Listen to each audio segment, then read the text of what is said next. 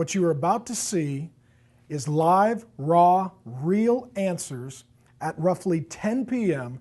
to text message questions that I receive after our final service on Sunday nights at Mars Hill Church. All right, you guys want to do a little Q&A? This is where it gets fun. This is the 8:30 value-added bonus. Okay.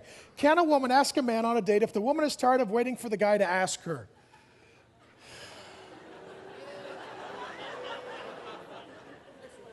No, but she can tell the guy to get off the pot. She can tell him, look, what is your plan?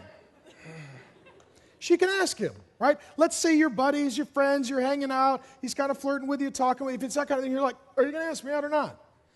Now, what I would say is this. First of all, let's say you're a younger gal, and I'm working off the top of my head here after a long day filled up with Red Bull. So let me do this right here, because it's going to go on YouTube, and I don't want to get picketed anymore. What I say is this. You're a younger gal, and you're being courted. This is where your dad gets involved. I would love this, personally, right? This is what every dad lives for, right? Like, let me have a meeting. Every dad who loves his daughter wants to ask her, what's the point? Well, he's spending time with me. He's nice to me. Maybe he's emailing me, but I don't know what he's doing. I'll find out, right? Because sometimes you're a young woman, you feel a little awkward. You're a dad, you're like, I love this. He's going to squirm. It's going to be awesome, all right? So if you have a dad who's involved, then you send the dad to ask, dude, what's the plan? What are we doing? Okay, now let's say you're not that gal, and maybe you're an older single, and there's nobody running interference here for you. I think what I would say, ladies, is don't chase a man, because if you start chasing him, you got to chase him for the rest of your life. Okay, you want him to pursue you. Okay, all right, but you can go to the man and simply say this: you are confusing me. Right? You kind of flirt with me, maybe you talk to me, we hang out together. I don't know are we friends? What are we doing? And you can just say, I don't need you to tell me right now. Think about it. Tell me what it is we're doing. It's okay for a woman to make the man show his cards. Too many guys hold their cards, right? You show me your cards, I'll show you mine. No. Gentlemen, you put your hand on here's what I'm doing. I love Jesus. I'm interested in you. I want to take you out. I love Jesus. I'm not interested in you. I don't want to take it. What are we doing? Okay. Too many Christian guys are cowards. That's why so many non-Christian guys pursue Christian women, because those women are waiting for any man who's got initiative, leadership, courage. That's why sometimes, Christian women are interested in non-Christian men, because the Christian men are cowards. Now, it doesn't excuse the non-Christian men from being able to date the Christian women. The Christian women should not date the non-Christian men. But I would say, if you are a lady, do not chase a man. Feel free to put yourself in his way like Ruth did with Boaz. If you missed those sermons, they are online. She gets all dressed up, gets in his way. But I would say as well, having a woman is a great honor. My wife she's a treasure to me, right? I really praise God that I get to be with her. Honestly, she's 20 years later, she's my first pick. Okay, I didn't pick her 20 years ago. I pick her every day. I love her every day. The last thing I would want is her to ever wonder, does Mark really want to be with me? Does he really desire me? Did he pursue me? Does he treasure me? Or did I sort of push him into this and he sort of felt like he was stuck?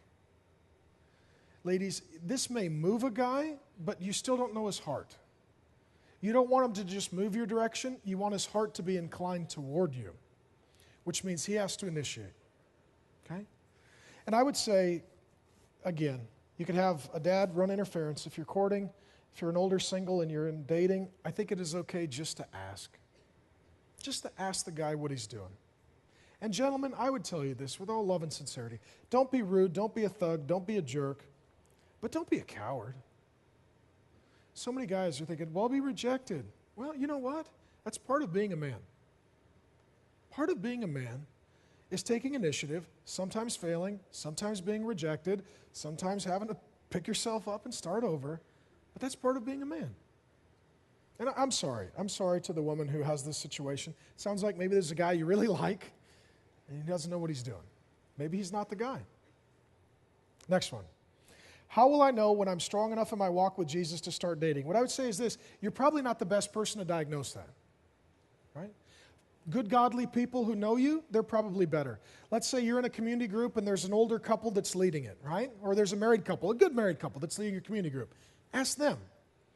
Say, here's where I'm at. You know me. I'm in this community group Bible study with you. You know, what do you think? Am I at a point where I should be looking toward a relationship? Okay, part of it is, in your heart, do you want a relationship? And then secondly, regarding your readiness, someone else needs to speak in. If you've got good, godly parents, ask them. If you've got good, godly friends, ask them. And ask them to be honest, right? Say, honestly, I'm looking for the truth. You know me. I'm making changes. I'm learning. I'm growing. Do you think I'm in a place where I'm ready for a relationship? Or do you see other aspects of my character, my walk with God, that I still need to mature before I'm ready? You know, and if you don't know, sometimes that is just having the humility to seek good, godly counsel. You know what? If you're in this church, there are plenty of people who love Jesus and give good, godly counsel. Community group leaders, deacons, elders, they can give you good counsel. But it needs to be somebody who kind of knows you so they can see where you're truly at. Next one. If I'm too young for marriage, is it wrong to date? Yes. What's the point of dating? Ultimately, marriage. Let's say you're years from being, graduated. You're a guy, financially able to marry.